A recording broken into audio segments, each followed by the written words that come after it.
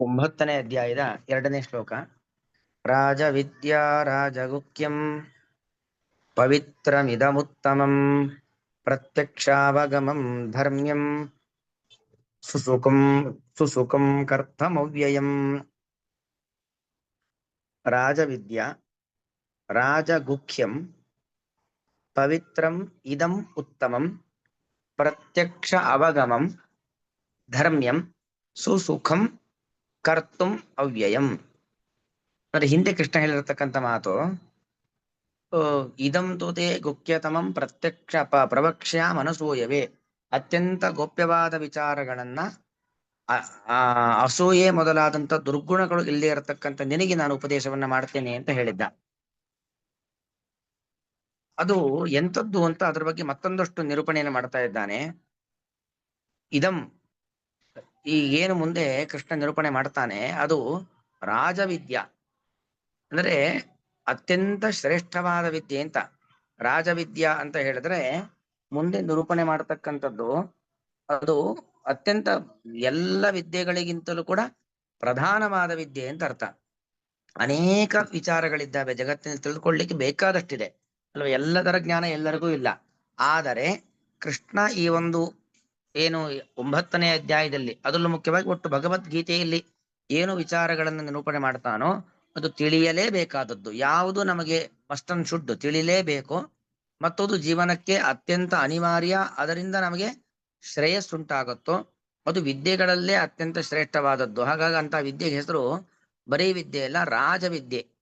ಅಂದ್ರೆ ಅತ್ಯಂತ ಮಹತ್ತರವಾದಂತಹ ಶ್ರೇಷ್ಠವಾದ ವಿದ್ಯೆ. ರಾಜ್ಞೀ ಚಾಸೋ ವಿದ್ಯಾಚ ರಾಜವಿದ್ಯಾ. ವಿದ್ಯಾಗಳಲ್ಲಿ, ವಿದ್ಯೆ ಅಂದ್ರೆ ಜ್ಞಾನ, ಆ ವಿಚಾರಗಳು, ಪ್ರಮೇಯಗಳು.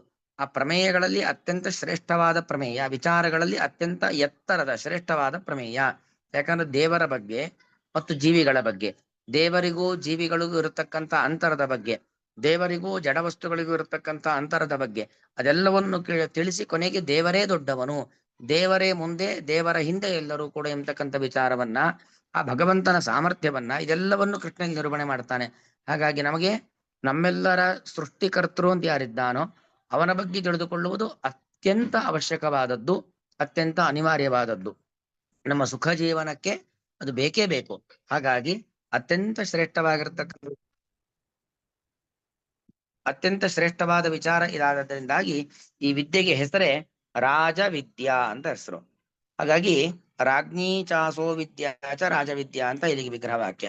ಇನ್ನು ರಾಜಗುಖ್ಯಂ, ಎಷ್ಟು ಗೋಪ್ಯವಾಗಿರ್ತಕ್ಕಂಥ ವಿಚಾರ ಅಂತ ಹೇಳಿದ್ರೆ ರಾಜಗುಖ್ಯ ಅಂದ್ರೆ ಗೋಪ್ಯವಾಗಿರ್ತಕ್ಕಂಥ ವಿಚಾರಗಳು ಅನ್ನೋದು ಬೇಕಾದಷ್ಟಿರುತ್ತೆ ಜಗತ್ನಲ್ಲಿ. ಆ ಗೋಪ್ಯವಾಗಿರ್ತಕ್ಕಂಥ ವಿಚಾರಗಳು ಅಂತ ಏನೇನಿದ್ದಾವೋ ಅದೆಲ್ಲದರಲ್ಲೂ ಕೂಡ ಪರಮ ಗೋಪ್ಯವಾಗಿರತಕ್ಕಂಥ ವಿಚಾರ. ಗೋಪ್ಯ ಅಂದ್ರೆ ಗುಟ್ಟು.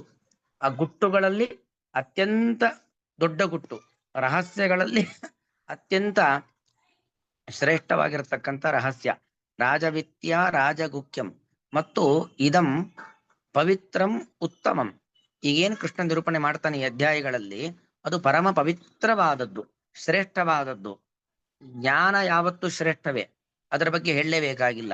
ಆದರೆ ಈ ಕೃಷ್ಣ ನಿರೂಪಣೆ ಮಾಡತಕ್ಕಂಥ ವಿಚಾರ ಅಂತ ಏನಿದೆ ಇದನ್ನ ನಾವು ತಿಳಿದುಕೊಳ್ಳುವುದರಿಂದ ನಾವು ಪವಿತ್ರರಾಗ್ತೇವೆ. ಹಾಗಾಗಿ ಇದು ಬರೀ ಅದು ಮಾತ್ರ ಪವಿತ್ರವಲ್ಲ, ನಮ್ಮನ್ನ ಪವಿತ್ರವನ್ನಾಗಿ ಮಾಡುತ್ತದೆ. ಗಂಗೆ ಅವಳು ಮಾತ್ರ ಪವಿತ್ರಳಲ್ಲ, ಭಗವಂತನ ಪಾದದಿಂದ ಹರಿದು ಬಂದಂತ ಗಂಗೆ ಇದ್ದಾಳಲ್ಲ ಅವಳು ಮಾತ್ರ ಪವಿತ್ರಳಲ್ಲ. ಅವಳಲ್ಲಿ ಸ್ನಾನ ಮಾಡುವುದರಿಂದ, ಗಂಗಾ ನೀರಿನಲ್ಲಿ ಸ್ನಾನ ಮಾಡುವುದರಿಂದ ನಾವು ಪವಿತ್ರರಾಗ್ತೇವೆ. ಹಾಗೆ ಈ ಜ್ಞಾನ ಎಂಬುದು ಪರಮ ಪವಿತ್ರವಾದದ್ದು. ಆ ಪವಿತ್ರವಾದ ಜ್ಞಾನವನ್ನ ನಾವು ಶ್ರವಣ ಮಾಡಿ ನಮ್ಮ ಜೀವನದಲ್ಲಿ ಅನುಸಂಧಾನಕ್ಕೆ ನಾವು ಇಟ್ಟುಕೊಳ್ಳೋದ್ರಿಂದಾಗಿ ನಾವು ಪವಿತ್ರರಾಗ್ತೇವೆ. ಹಾಗಾಗಿ ನಮ್ಮ ಪಾವಿತ್ರಕ್ಕೆ ಕಾರಣವಾಗಿರುವಂಥದ್ದು ಈ ಜ್ಞಾನ. ಅಲ್ಲಿಗೇನಾಯ್ತು, ನಮ್ಮ ಅಪಾವಿತ್ರತೆಯನ್ನ ಪರಿಹಾರ ಮಾಡುತ್ತೆ, ನಮಗೆ ಪಾವಿತ್ರವನ್ನ ತಂದುಕೊಡತ್ತೆ. ಆದ್ದರಿಂದ ಇದು ಅತ್ಯಂತ ಶ್ರೇಷ್ಠ. ಈ ಒಂದು ಸಾಮರ್ಥ್ಯ ಬೇರೆ ಯಾವುದಕ್ಕಿದೆ? ಯಾವುದೋ ಒಂದು ವಿಜ್ಞಾನಕ್ಕೋ ಯಾವುದೋ ಒಂದು ಗಣಿತಕ್ಕೋ ಈ ಸಾಮರ್ಥ್ಯ ಇಲ್ಲ. ನಮ್ಮಲ್ಲಿ ಇರತಕ್ಕಂಥ ಕಶ್ಮಲಗಳನ್ನ ದೂರ ಮಾಡಿ, ಪಾಪಗಳನ್ನ ದೂರ ಮಾಡಿ ನಮ್ಮನ್ನ ಪವಿತ್ರ ಮಾಡತಕ್ಕಂಥ ಸಾಮರ್ಥ್ಯ ಬೇರೆ ಲೌಕಿಕ ಜ್ಞಾನಗಳಿಗೆ ಇಲ್ಲ. ಈ ಅಧ್ಯಾತ್ಮ ವಿದ್ಯೆಗೆ ಈ ಒಂದು ಸಾಮರ್ಥ್ಯ ಇದೆ. ಮತ್ತಿದು ಹಾಗಾಗಿ ಇದು ಉತ್ತಮ, ಬೇರೆ ಯಾವುದಲ್ಲೂ ಇಂಥದ್ದು ಇಲ್ಲ. ಈ ಒಂದು ಸಾಮರ್ಥ್ಯ ಇರುವುದು ಕೃಷ್ಣ ನಿರೂಪಣೆ ಮಾಡತಕ್ಕಂಥ ಅಧ್ಯಾತ್ಮ ವಿದ್ಯೆಯಲ್ಲಿ. ಆದ್ದರಿಂದಾಗಿ ಅತ್ಯಂತ ಉತ್ತಮವಾಗಿರುವಂಥದ್ದು ಪ್ರತ್ಯಕ್ಷ ಅವಗಮಂ. ಪ್ರತ್ಯಕ್ಷ ಅಂತ ಹೇಳಿದ್ರೆ ಪರಮಾತ್ಮ ಅಂತ ಅರ್ಥ. ಯಾಕಂದ್ರೆ ಪ್ರತಿಯೊಂದು ನಮ್ಮ ಇಂದ್ರಿಯಗಳು, ಕಣ್ಣಿಂದ ನೋಡ್ತೇವೆ, ಕಿವಿಯಿಂದ ಕೇಳಿಸ್ಕೊಳ್ತೇವೆ, ಮೂಗಿನಿಂದ ಗಂಧ ಗ್ರಹಣ ಮಾಡ್ತೇವೆ, ನಾಲಿಗೆಯಿಂದ ರುಚಿ ನೀಡ್ತೇವೆ, ಚರ್ಮದಿಂದಾಗಿ ಚರ್ಮಕ್ಕೆ ಸ್ಪರ್ಶ ಜ್ಞಾನ ಬರುತ್ತೆ. ಹೀಗೆ ಒಂದೊಂದು ಇಂದ್ರಿಯಗಳಿಂದ ಒಂದೊಂದು ರೀತಿಯಾಗಿರ್ತಕ್ಕಂಥ ಕೆಲಸ. ಆ ಕೆಲಸಗಳು ನಡಿಬೇಕು ಅಂತಾದ್ರೆ ಆ ಇಂದ್ರಿಯಗಳ ಪ್ರೇರೇಪಕನಾಗಿರ್ತಕ್ಕಂಥವನು ಯಾರು? ಭಗವಂತ. ಇಂದ್ರಿಯದಲ್ಲಿ ಇದ್ದು ಇಂದ್ರಿಯ ಪ್ರೇರೇಪಕನಾಗಿರ್ತಕ್ಕಂಥವನು ಭಗವಂತ. ಅವನನ್ನ ಕಾಣ್ಲಿಕ್ಕೆ ಸಾಧನ ಪ್ರತ್ಯಕ್ಷ ಅವಗಮಂ. ಪ್ರತ್ಯಕ್ಷ ಅಂದ್ರೆ ನಮ್ಮ ಇಂದ್ರಿಯಗಳ ಪ್ರೇರೇಪಕನಾಗಿರ್ತಕ್ಕಂಥ ಪರಮಾತ್ಮ, ಅವನಿಗೆ ಪ್ರತ್ಯಕ್ಷ ಅಂತ ಹೆಸರು. ಅವನನ್ನ ಆ ಪ್ರತ್ಯಕ್ಷನಾಗಿರುವಂತಹ ಇಂದ್ರಿಯ ಪ್ರೇರೇಪಕನಾಗಿರ್ತಕ್ಕಂಥ ಭಗವಂತ ಏನಿದ್ದಾನೆ, ಅವನನ್ನ ತಿಳಿಸಿಕೊಡುವ ಸಾಧನ ಇದು. ದೇವರನ್ನ ನಾವು ಕಾಣಬೇಕು, ದೇವರನ್ನ ನೋಡಬೇಕು, ದೇವರ ಬಗ್ಗೆ ತಿಳಿಬೇಕು, ದೇವರ ಒಂದು ಮಹತ್ವವನ್ನು ನಾವು ಅರಿಬೇಕು. ಅದೆಲ್ಲ ಆಗ್ಬೇಕು ಅಂತ ಆದ್ರೆ ದೇವರನ್ನ ನಿರೂಪಣೆ ಮಾಡಿ ಕೊಡುವಂತ ಒಂದು ಗ್ರಂಥ ಬೇಕಲ್ವಾ, ಒಂದು ವಾಕ್ಯ ಬೇಕಲ್ವಾ. ಆ ವಾಕ್ಯಗಳೇ ಮುಂದೆ ಬರುವಂತದ್ದು. ಹಾಗಾಗಿ ಪ್ರತ್ಯಕ್ಷ ಅನ್ನೋದು ದೇವರಿಗೆ ಇರತಕ್ಕಂಥ ಹೆಸರು. ದೇವರಿಗೆ ಅನೇಕ ಹೆಸರುಗಳಿದ್ದಾವೆ. ಭಗವಂತ ಅನ್ನೋನು ಅನೇಕ ರೂಪಗಳು, ಅನೇಕ ನಾಮಗಳು, ಬರೀ 1000 ನಾಮವೂ ಅಲ್ಲ, ಅನಂತ ನಾಮಗಳು ಭಗವಂತನಿಗೆ. ಅಲ್ಲಿಗೆ ಆ ಭಗವಂತನ ಅನಂತ ನಾಮಗಳಲ್ಲಿ ಒಂದು ನಾಮ ಪ್ರತ್ಯಕ್ಷ ಅಂತ ಅರ್ಥ. ಪ್ರತ್ಯಕ್ಷ ಅಂತ ದೇವರಿಗೆ ಯಾಕೆ ಹೆಸರು? ನಮ್ಮ ಇಂದ್ರಿಯಗಳಲ್ಲಿ, ಜ್ಞಾನೇಂದ್ರಿಯಗಳಲ್ಲಿ ಕೂತು ನಮಗೆ ಜ್ಞಾನವನ್ನ ಕೊಡ್ತಾನೆ ಭಗವಂತ. ನಮ್ಮ ಜ್ಞಾನೇಂದ್ರಿಯಗಳಿಗೆ ಪ್ರೇರೇಪಣೆಯನ್ನು ಉಂಟು ಮಾಡುವ ಮೂಲಕವಾಗಿ ಅದಕ್ಕೆ ಜ್ಞಾನವನ್ನ ಕೊಡ್ತಾನೆ. ಆದ್ರಿಂದಾಗಿ ಭಗವಂತನಿಗೆ ಹೆಸರೇ ಪ್ರತ್ಯಕ್ಷ. ಹಾಗಾಗಿ ನಮ್ಮ ಜ್ಞಾನೇಂದ್ರಿಯಗಳಲ್ಲಿ ಕೂತಂತ ಭಗವಂತ, ಅಂತಹ ಭಗವಂತನನ್ನ ತಿಳಿಸಿಕೊಡುವಂಥದ್ದು ಪ್ರತ್ಯಕ್ಷ ಅವಗಮ. ಪ್ರತ್ಯಕ್ಷ ಶಬ್ದಕ್ಕೆ ದೇವರು ಅಂತ ಅರ್ಥ. ಅವನನ್ನ ಅವಗಮ, ಯಾವುದರಿಂದ ಯಾವುದು ತಿಳಿಸಿಕೊಡುತ್ತದೋ ಅದು ಅವಗಮ ಅಂತ ಹೆಸರು. ಅಲ್ಲಿಗೆ ಪ್ರತ್ಯಕ್ಷ ಅವಗಮ ಅಂತ ಅರ್ಥ. ಪ್ರತಿ ಅಕ್ಷ್ಣಃ ಅಕ್ಷೇಷು ಪ್ರತಿ ಸ್ಥಿತಃ ಪ್ರತ್ಯಕ್ಷ. ಪ್ರತಿಯೊಂದು ನಮ್ಮ ಇಂದ್ರಿಯಗಳಲ್ಲೂ ಇದ್ದಾನೆ ಭಗವಂತ. ಆದ್ದರಿಂದಾಗಿ ಭಗವಂತನಿಗೆ ಪ್ರತ್ಯಕ್ಷ ಅಂತ ಹೆಸರು. ಅಂತಹ ಪ್ರತ್ಯಕ್ಷನಾಗಿರುವಂತಹ ಭಗವಂತನನ್ನ ಅವಗಮ್ಯತೆ, ತಿಳಿಸಿಕೊಡುತ್ತದೆ ಈ ಕೃಷ್ಣನ ಮಾತುಗಳು. ದೇವರ ಬಗ್ಗೆ ಕೊಡುವಂಥದ್ದು ಈ ಕೃಷ್ಣನ ಮಾತುಗಳು. ಹಾಗಾಗಿ ಇದು ಪ್ರತ್ಯಕ್ಷ ಅವಗಮಂ. ಅವಗಮ್ಯತೆ ಏನತತು ಅವಗಮಂ, ಯಾವುದರಿಂದ, ಯಾವ ಕೃಷ್ಣನ ಮಾತುಗಳನ್ನ ನಾವು ಉಪದೇಶ ನಾವು ಅನುಸಂಧಾನ ಮಾಡುವುದರಿಂದಾಗಿ ಭಗವಂತನ ಅರಿವು ನಮಗೆ ಬರುತ್ತದೆ. ಹಾಗಾಗಿ ಪ್ರತ್ಯಕ್ಷನಾಗಿರುವಂತ ಭಗವಂತನನ್ನ ತಿಳಿಸಿಕೊಡುವಂಥದ್ದು ಈ ಎಲ್ಲಾ ಮಾತುಗಳು. ಸಾಕ್ಷಾತ್ ಭಗವಂತನೇ ಭಗವಂತನನ್ನ ತಿಳಿಸಿಕೊಡ್ತಾ ಇದ್ದಾನೆ.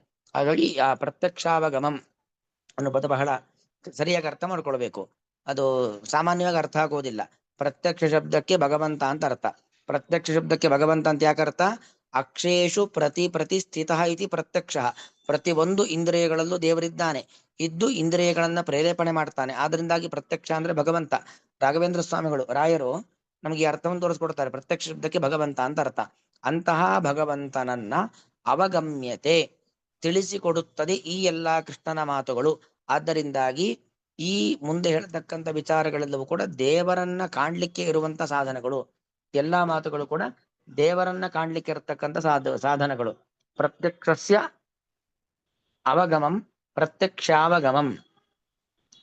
ಪ್ರತ್ಯಕ್ಷಾವಗಮಂ ಧರ್ಮ್ಯಂ. ಮತ್ತು ಭಗವಂತ ಅವನು ಧರ್ಮ್ಯ ಅಂತ ಹೇಳಿದ್ರೆ ಆ ಸರ್ವಧಾರಕತ್ವಾತು ಧರ್ಮ. ಭಗವಾನ್ ಅಂದ್ರೆ ಭಗವಂತ ಧರ್ಮ. ದೇವರಿಗೆ ಇರ್ತಕ್ಕಂಥ ಹೆಸರು ಧರ್ಮ ಅಂತ. ಯಾಕೆ ದೇವರು ಧರ್ಮ? ಸರ್ವಧಾರಕತ್ವಾತು ಧರ್ಮ ಅಂದ್ರೆ ಭಗವಂತ ಎಲ್ಲರ ಧಾರಣಾ ಶಕ್ತಿ,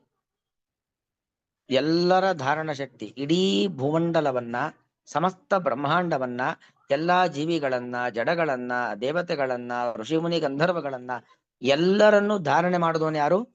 ಭಗವಂತ. ಆದ್ದರಿಂದಾಗಿ ಭಗವಂತನಿಗೆ ಧರ್ಮ ಅಂತ ಹೆಸರು. ಅಂತಹ ಧರ್ಮಾತ್ ಅನಪೇತಂ, ಧರ್ಮ ಅನ್ನೋ ಹೆಸರಿರತಕ್ಕಂಥ ಭಗವಂತ ಇದ್ದಾನಲ್ಲ, ಆ ಭಗವಂತನನ್ನ ಬಿಟ್ಟು ಯಾವ ವಿಚಾರಗಳು ಇಲ್ಲ. ಕೃಷ್ಣ ಇಲ್ಲಿ ಹೇಳತಕ್ಕಂಥ ವಿಚಾರ ನಮಗನ್ಸತ್ತೆ ಭಗವದ್ಗೀತೆ ಅಂತ ಹೇಳಿದ್ರೆ ಯುದ್ಧ ವಿಮುಖನಾಗಿರ್ತಕ್ಕಂಥ ಅರ್ಜುನನಿಗೆ ಯುದ್ಧ ಮಾಡು ಎಂಬುದಾಗಿ ಪ್ರೇರೇಪಣೆ ಕೊಡತಕ್ಕಂಥ ವಾಕ್ಯಗಳು ಅಂತ ಮೇಲ್ನೋಟಕ್ಕೆ ಅನ್ಸತ್ತೆ. ಯಾಕಂದ್ರೆ ಭಗವದ್ಗೀತೆ ಹುಟ್ಟಿದ್ದೆಲ್ಲಿ? ಯುದ್ಧ ಭೂಮಿಯಲ್ಲಿ. ಯಾಕೆ ಹುಟ್ಟಿತು? ನಯೋತ್ಸ ಇತಿ ಗೋವಿಂದಂ ಉಕ್ತ್ವಾ ತೂಷ್ಣೀಂ ಬಭೂವ. 2ನೇ ಅಧ್ಯಾಯದಲ್ಲಿ ಅರ್ಜುನ ಹೇಳ್ದ, ನಾನು ಯುದ್ಧ ಮಾಡೋದಿಲ್ಲ ಅಂತ ಕೈಚೆಲ್ಲಿ ಕೂತಂತ ಅರ್ಜುನನ ಮುಂದೆ ಕುತಸ್ತ್ವಾ ಕಶ್ಮಲಮಿದಂ ಅಂತ ಭಗವಂತ ಮಾತಾಡ್ಲಿಕ್ಕೆ ಪ್ರಾರಂಭ ಮಾಡ್ತಾನೆ. ಅಲ್ಲಿಗೆ ಯುದ್ಧ ಮಾಡದೆ ಮೂಲೆಯಲ್ಲಿ ಕೂತಂತಹ ಒಬ್ಬ ಸೈನಿಕನಿಗೆ ಪ್ರೇರೇಪಣೆಯನ್ನ ಕೊಡ್ಲಿಕ್ಕೋಸ್ಕರವಾಗಿ ಹುಟ್ಟಿರುವುದು ಭಗವದ್ಗೀತೆ ಅಂತ ಅನ್ಸತ್ತೆ. ಆದರೆ ಅದು ಒಂದರ್ಥ ಅಷ್ಟೇ. ಭಗವದ್ಗೀತೆ ಮಹಾಭಾರತದ ಒಂದು ಭಾಗ. ಅದಕ್ಕೆ 10 ಅರ್ಥಗಳಿದ್ದಾವೆ. ಮುಖ್ಯವಾಗಿ ಈ ಭಗವದ್ಗೀತೆ ಎಂಬುವಂಥದ್ದು ಭಗವಂತನ ಮಹತ್ವವನ್ನ, ಭಗವಂತನ ಸ್ವರೂಪವನ್ನ ತಿಳಿಸಿಕೊಡುವಂತ ಗ್ರಂಥ. ಹಾಗಾಗಿ ಇದು ಧರ್ಮ್ಯ. ಧರ್ಮ ಅಂದ್ರೆ ಧಾರಕನಾಗಿರುವಂತ ಭಗವಂತನಿಗೆ ಧರ್ಮ ಅಂತ ಹೆಸರು. ಧರ್ಮಾತ್ ಅನಪೇತಂ ಇತಿ ಧರ್ಮ್ಯಂ. ಆ ಧರ್ಮ ಎಂಬ ಹೆಸರಿನಿಂದ ವಾಚ್ಯನಾದಂತ ಭಗವಂತ ಏನಿದ್ದಾನೆ ಅವನನ್ನು ಬಿಟ್ಟಿಲ್ಲ ಈ ಒಂದು ಗೀತೆ. ಈ ಕೃಷ್ಣನ ಮಾತುಗಳು ಅಂದ್ರೆ ದೇವರ ಬಗ್ಗೆ ಉಪದೇಶ. ನಾವು ಯಾವ ಮಾತುಗಳನ್ನು ತೆಗೆದುಕೊಂಡ್ರೂ ಕೂಡ ದೇವರ ಬಗ್ಗೆ ನಮಗೆ ಗೊತ್ತಾಗತ್ತೆ, ದೇವರ ಮಹತ್ವಗಳ ಬಗ್ಗೆ ಗೊತ್ತಾಗತ್ತೆ. ಹಾಗಾಗಿ ಧರ್ಮ್ಯ ಇದು. ಕೃಷ್ಣನ ಉಪದೇಶಗಳಲ್ಲೂ ಕೂಡ ಧರ್ಮ್ಯಂ. ಪ್ರತ್ಯಕ್ಷಾವಗಮಂ ಧರ್ಮ್ಯಂ ಸುಸುಖಂ ಕರ್ತುಂ ಅವ್ಯಯಂ.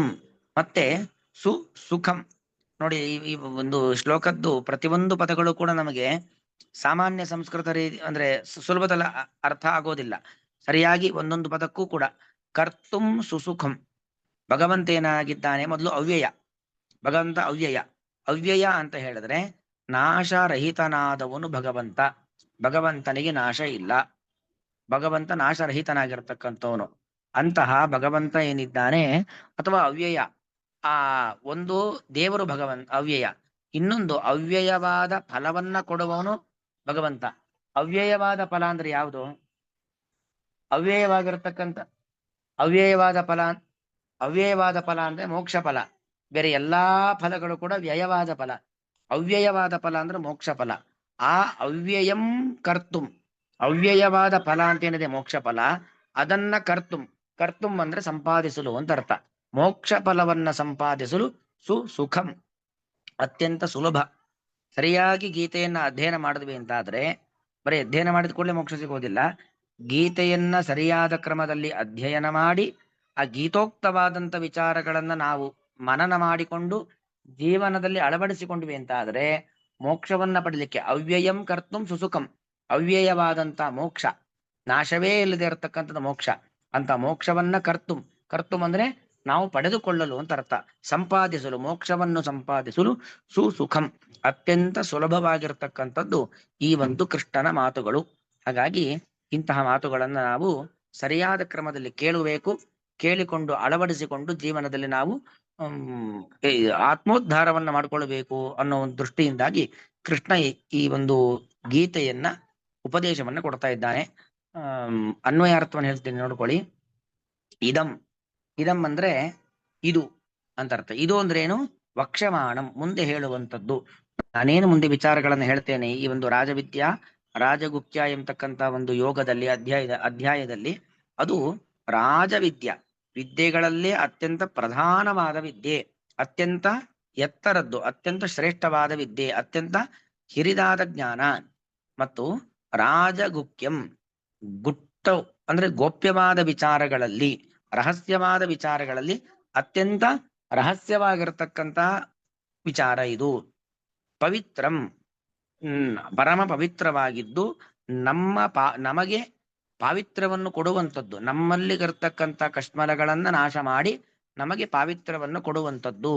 ಮತ್ತು ಉತ್ತಮಂ, ಅತ್ಯಂತ ಶ್ರೇಷ್ಠವಾಗಿರುವಂಥದ್ದು. ಅದು ಪವಿತ್ರವಾದದ್ದರಿಂದಲೇ ಉತ್ತಮ ಯಾಕೆ ಅಂದ್ರೆ ಪವಿತ್ರ ಆದ್ರಿಂದ ಉತ್ತಮ ಅಂತ ಅರ್ಥ.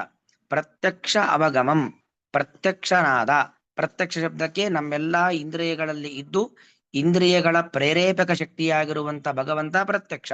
ಅಂತಹ ಪ್ರತ್ಯಕ್ಷ ಎಂಬ ಹೆಸರಿನ ಭಗವಂತ ಏನಿದ್ದಾನೆ ಅವನನ್ನು ಅವಗಮಂ, ತಿಳಿಸಿಕೊಡುವಂಥದ್ದು ಇದಂ ಅಂದ್ರೆ ಈ ಒಂದು ವಿದ್ಯೆ.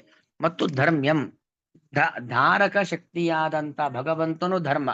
ಅಂತಹ ಭಗವಂತನನ್ನು ನಮಗೆ ಪ್ರತಿ ಹಂತದಲ್ಲೂ ಕೂಡ ತೋರಿಸಿಕೊಡುವಂಥದ್ದು. ಭಗವಂತನನ್ನ ಬಿಟ್ಟು ಬೇರೆ ಇನ್ನೇನೋ ವಿಚಾರಗಳನ್ನ ಈ ಗೀತೆ ಹೇಳ್ತಾ ಇಲ್ಲ, ಭಗವಂತನ ಬಗ್ಗೆಯೇ ಹೇಳ್ತಾ ಇರುವಂಥದ್ದು. ಧರ್ಮ್ಯಂ ಅವ್ಯಯಂ ನಾಶವಿಲ್ಲದಂತ ಮೋಕ್ಷವನ್ನು ಕರ್ತುಂ ಸಂಪಾದಿಸಲು ಸುಸುಖಂ ಅತ್ಯಂತ ಶ್ರೇಷ್ಠವಾಗಿರುವಂಥದ್ದು, ಅತ್ಯಂತ ಮುಖ್ಯವಾಗಿರುವಂಥದ್ದು, ಸುಲಭದಲ್ಲಿ ಮೋಕ್ಷವನ್ನು ಪಡಿಲಿಕ್ಕೆ ಇರತಕ್ಕಂಥ ಉಪಾಯ ಅಂತ ಅರ್ಥ. ಅವ್ಯಯಂ ಕರ್ತುಂ ಸುಸುಖಂ ಅಂದ್ರೆ ವ್ಯಯವಿಲ್ಲದೆ ಇರತಕ್ಕಂತಹ ಮೋಕ್ಷ, ನಾಶವಿಲ್ಲದ ಮೋಕ್ಷವನ್ನ ಪಡೆಯಲು ಅತ್ಯಂತ ಸುಲಭವಾದ ಮಾರ್ಗ. ಹಾಗಾಗಿ ಈ ಒಂದು ಅಧ್ಯಾಯಕ್ಕೆ ಕೃಷ್ಣ ಇಟ್ಟಿರತಕ್ಕಂಥ ಹೆಸರು ರಾಜವಿದ್ಯಾ ರಾಜಗುಖ್ಯ. ಇಡೀ ಗೀತೆಯಲ್ಲೇ ಉತ್ತಮ ವಿಚಾರಗಳಿದ್ದಾವೆ, ಆದ್ರೆ 9ನೇ ಅಧ್ಯಾಯದಲ್ಲಿ ನಾವು ಆ ಮೋಕ್ಷವನ್ನ ಪಡಲಿಕ್ಕೆ ಬೇಕಾಗಿರತಕ್ಕಂಥ ಅತ್ಯುತ್ತಮವಾದ ವಿಚಾರಗಳನ್ನು ಕೃಷ್ಣ ಇಲ್ಲಿ ನಿರೂಪಣೆ ಮಾಡಿದ್ದಾನೆ. ಪ್ರತಿಯೊಬ್ಬ ಮೋಕ್ಷಾಕಾಂಕ್ಷಿಯು, ಮೋಕ್ಷಾಕಾಂಕ್ಷಿ ಅಂದ್ರೆ ಮುಮುಕ್ಷು, ಪ್ರತಿಯೊಬ್ಬ ಮುಮುಕ್ಷುವು ಕೂಡ ಕೇಳಲೇಬೇಕಾಗಿರ್ತಕ್ಕಂಥ ವಿಚಾರಗಳನ್ನ ಈ ಅಧ್ಯಾಯದಲ್ಲಿ ಹೇಳಿದ್ದಾನೆ ಅನ್ನೋದನ್ನ ಕೃಷ್ಣ ಮೊದಲಿಗೆ ಹೇಳ್ತಿದ್ದಾನೆ. ಯಾಕಂದ್ರೆ ನಮ್ ಮೊದಲಿಗೆ ಗೊತ್ತಾಗ್ಬಿಡ್ಬೇಕು ಅದ್ರಲ್ಲಿ ಏನಿದೆ ಅಂತ. ಏನಿದೆ ಅಂತ ಗೊತ್ತಾಗ್ಬಿಟ್ರೆ ಅದು ಬೇಕೋ ಬೇಡವ ಅಂತ ನಾವು ತೀರ್ಮಾನ ಮಾಡಬಹುದು ಅಲ್ವಾ. ಈ ಅಧ್ಯಾಯದಲ್ಲಿ ಇರತಕ್ಕಂಥ ವಿಚಾರ ದೇವರ ಬಗ್ಗೆ ಇರತಕ್ಕಂಥ ವಿಚಾರ, ದೇವರನ್ನ ತಿಳಿದು ತನ್ಮೂಲಕ ಮೋಕ್ಷವನ್ನ ಪಡಲಿಕ್ಕೋಸ್ಕರವಾಗಿಯೇ ಇರತಕ್ಕಂಥದ್ದು ಈ ಅಧ್ಯಾಯ. ಆದ್ದರಿಂದಾಗಿ ದೇವರನ್ನ ತಿಳಿಬೇಕು, ತನ್ಮೂಲಕ ದೇವರ ಲೋಕಕ್ಕೆ ಹೋಗಬೇಕು ಅಂತಾದ್ರೆ ಇದರ ವಿಚಾರಗಳನ್ನ ಸರಿಯಾಗಿ ಶ್ರವಣ ಮಾಡಿ ಮನನ ಮಾಡಿ ಪುನರ್ ಮನನಗಳನ್ನ ಮಾಡುವ ಮೂಲಕವಾಗಿ ಮೋಕ್ಷವನ್ನ ಸಂಪಾದಿಸಬಹುದು. ಈ ಅಧ್ಯಾಯದ ಫಲ ಅನ್ನೋದನ್ನ ಕೃಷ್ಣ ಹೇಳ್ತಾ ಇದ್ದಾನೆ. ರಾಜವಿದ್ಯಾ ರಾಜಗುಖ್ಯಂ ಪವಿತ್ರಮಿದಮುತ್ತಮಂ ಪ್ರತ್ಯಕ್ಷಾವಗಮಂ ಧರ್ಮ್ಯಂ ಸುಸುಖಂ ಕರ್ತುಮವ್ಯಯಂ. ಶ್ರೀಕೃಷ್ಣಾರ್ಪಣಮಸ್ತು.